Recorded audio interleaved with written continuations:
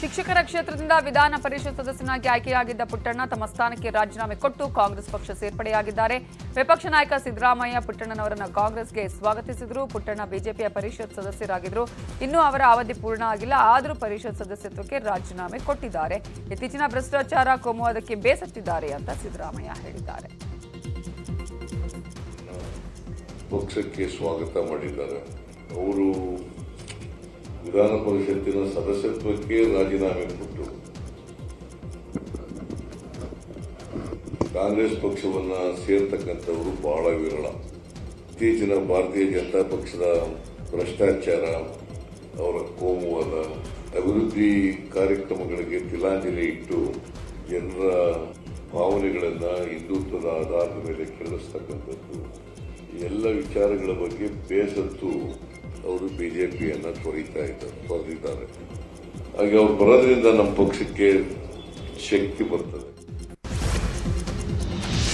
ಕಾಂಗ್ರೆಸ್ ಪಕ್ಷ ಅಂದ್ರೆ ಸುಳ್ಳಿನ ಪಕ್ಷ, ಕಾಂಗ್ರೆಸ್ ಪಕ್ಷದ ಆಶ್ವಾಸನೆ ನಂಬೇಡಿ ಅಂತ ರಮೇಶ್ ಜಾರಕಿಹೊಳಿ ಕಾಂಗ್ರೆಸ್ ಪಕ್ಷದ ವಿರುದ್ಧ ಕಿಡಿಕಾರಿದ್ದಾರೆ. ಬೆಳಗಾವಿಯ ಕಾಗವಾಡ ಮತಕ್ಷೇತ್ರದ ಐನಾಪುರ ಗ್ರಾಮದಲ್ಲಿ ನಡೆದ ಬಿಜೆಪಿಯ ವಿಜಯ ಸಂಕಲ್ಪ ಯಾತ್ರೆಯಲ್ಲಿ ರಮೇಶ್ ಜಾರಕಿಹೊಳಿ ಮಾತನಾಡಿ, ಕಾಂಗ್ರೆಸ್ ಸುಳ್ಳು ಹೇಳುತ್ತೆ, ಅದನ್ನು ನಂಬೇಡಿ ಎಂದರು. ಸುಳ್ಳು ಪ್ರಚಾರಕ್ಕೆ, ಕಾಂಗ್ರೆಸ್ ಪಕ್ಷದ ಸುಳ್ಳು ಪ್ರಚಾರಕ್ಕೆ ಬಲಿಯಾಗಬೇಡಿ. ನಾವು ಕಳೆದ 20 ವರ್ಷ ನಾವು ಬಲಿಯಾಗಿದ್ದು. ಕಾಂಗ್ರೆಸ್ ಪಕ್ಷ 200 ಯೂನಿಟ್ ಮತ್ತು 200 ಕೊಡ್ತಾವ ಅಂದ್ರೆ ಕೊಡಕ್ಕೆ ಸಾಧ್ಯ ಇಲ್ಲ. ಯಾಕಂತಂದ್ರೆ ಈಗಾಗಲೇ ರಾಜಸ್ಥಾನ ಮತ್ತು ಛತ್ತೀಸ್ಗಢದಲ್ಲಿ ಹೇಳಿದಂಥ ರಾಹುಲ್ ಗಾಂಧಿ ಅವರು ನಮ್ಮ ಸರ್ಕಾರ ಬಂದ 100 ದಿನದಲ್ಲಿ ನಾವು ಎಲ್ಲ ರೈತರ ಮಾಫಿ ಮಾತಾಡ್ತಿದ್ರು, ಅವರ ಎಲ್ಲ ಸಾಲವನ್ನು. ಇನ್ನೂವರೆಗೆ ಇನ್ನು ಕೊನೆಯ 4-5 ತಿಂಗಳಲ್ಲಿ ಅವ್ರದ್ದು ಎಲೆಕ್ಷನ್ ಬರ್ತದೆ. ಶಾಸಕ ಜಮೀರ್ ಅಹಮದ್ ಖಾನ್ ನನ್ನ ದೆಹಲಿಯ ಇಡಿ ಕಚೇರಿಯಲ್ಲಿ ವಿಚಾರಣೆ ಮಾಡಲಾಗಿದ್ದು, ಇತ್ತೀಚೆಗೆ ಜಮೀರ್ ಅಹಮದ್ ಖಾನ್ ಮನೆಯ ಮೇಲೆ ಇಡಿ ದಾಳಿ ಮಾಡಿತ್ತು. ಕೆಜಿಎಫ್ ಬಾಬುನಿಂದ ಸಾಲ ಪಡೆದಿರುವ ವಿಚಾರಕ್ಕೆ ಸಂಬಂಧಪಟ್ಟ ಹಾಗೆ ಇಡಿ ವಿಚಾರಣೆಯನ್ನ ನಡೆಸಿದೆ. ವಿಧಾನಸಭೆ ಚುನಾವಣೆ ಸಮೀಪಿಸುತ್ತಾ ಇರುವಂತೆ ಸಿದ್ಧತೆಗಳ ಬಗ್ಗೆ ಪರಿಶೀಲನೆ ಮಾಡಲು ಕೇಂದ್ರ ಚುನಾವಣಾ ಆಯೋಗ ರಾಜ್ಯಕ್ಕೆ ಭೇಟಿ ಕೊಟ್ಟಿದೆ. ಮುಖ್ಯ ಚುನಾವಣಾ ಆಯುಕ್ತ ರಾಜೀವ್ ಕುಮಾರ್ ನೇತೃತ್ವದ ನಿಯೋಗ ಬೆಂಗಳೂರಲ್ಲಿ ರಾಜಕೀಯ ಪಕ್ಷಗಳ ಪ್ರತಿನಿಧಿಗಳ ಜೊತೆ ಸಭೆ ಮಾಡಿದೆ. ಇವತ್ತು ಈ ನಿಯೋಗ 34 ಜಿಲ್ಲಾ ಚುನಾವಣಾ ಅಧಿಕಾರಿಗಳೊಂದಿಗೆ ಚುನಾವಣೆಯ ಪೂರ್ವಭಾವಿ ತಯಾರಿ ಕುರಿತು ಸಭೆಯನ್ನ ಮಾಡಲಿದ್ದು, ಸಂಜೆ ಬಿಬಿಎಂಪಿ ವತಿಯಿಂದ ಹಮ್ಮಿಕೊಳ್ಳಲಾಗಿರುವ ಮತದಾರರ ಜಾಗೃತಿ ಕುರಿತ ವಿಶೇಷ ವಸ್ತು ಪ್ರದರ್ಶನ ಹ್ಯಾಕಾಥಾನ್ ಉದ್ಘಾಟಿಸಿದ ನಂತರ ಮತದಾರರಿಗೆ ಜಾಗೃತಿ ಮೂಡಿಸುವ ಎಲ್ಇಡಿ ವಾಹನಗಳಿಗೆ ಚಾಲನೆಯನ್ನ ನೀಡಲಾಗುತ್ತೆ. ನಾಳೆ ಮಧ್ಯಾಹ್ನ 3 ದಿನಗಳ ತಮ್ಮ ಭೇಟಿಯ ಕುರಿತು ಪತ್ರಿಕಾಗೋಷ್ಠಿ ನಡೆಸಿ ನವದೆಹಲಿಗೆ ಪ್ರಯಾಣ ಬೆಳೆಸಲಿದೆ.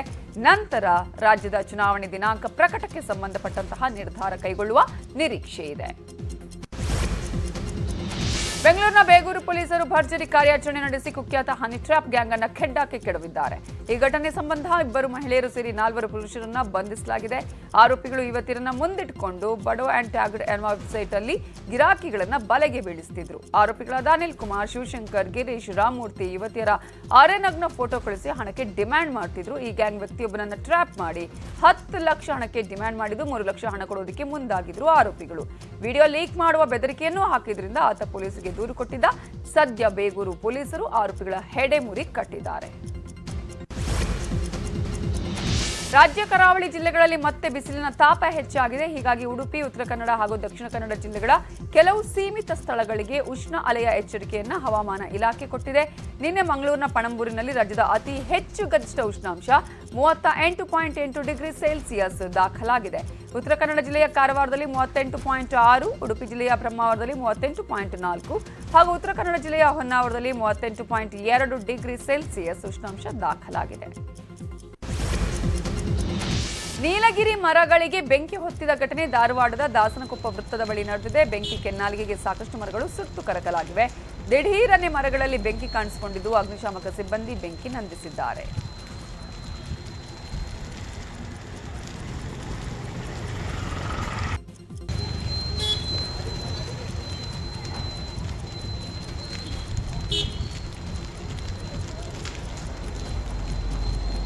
ಗದಗ ಜಿಲ್ಲೆ ನರಗುಂದ ತಾಲೂಕಿನ ರಡ್ಡೇರ ನಾಗನೂರು ಗ್ರಾಮದಲ್ಲಿ ಆಕಸ್ಮಿಕ ಬೆಂಕಿಗೆ ಗೋಧಿ ಬೆಳೆ ಸುಟ್ಟು ಭಸ್ಮವಾಗಿದೆ. ಗ್ರಾಮದ ಮುದಿಗೌಡ ಗದ್ದಿಗೌಡ್ರ ಅನ್ನುವ ರೈತನಿಗೆ ಸೇರಿದ ಜಮೀನಾಗಿದ್ದು, ಏಕಾಏಕಿ ಬೆಂಕಿ ಆವರಿಸಿದ್ದ ಈ ಒಂದು ಬೆಂಕಿಗೆ 3 ಎಕರೆ ಜಮೀನಿನಲ್ಲಿ ಗೋಧಿ ಬೆಳೆ ಆಹುತಿಯಾಗಿದೆ.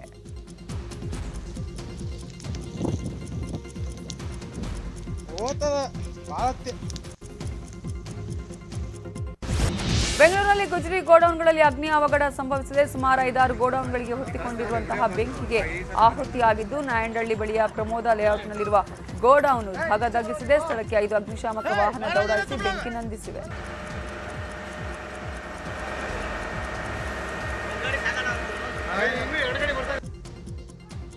बाहर आ जाओ, आग लगा हुआ है, तुम लोग ऐसे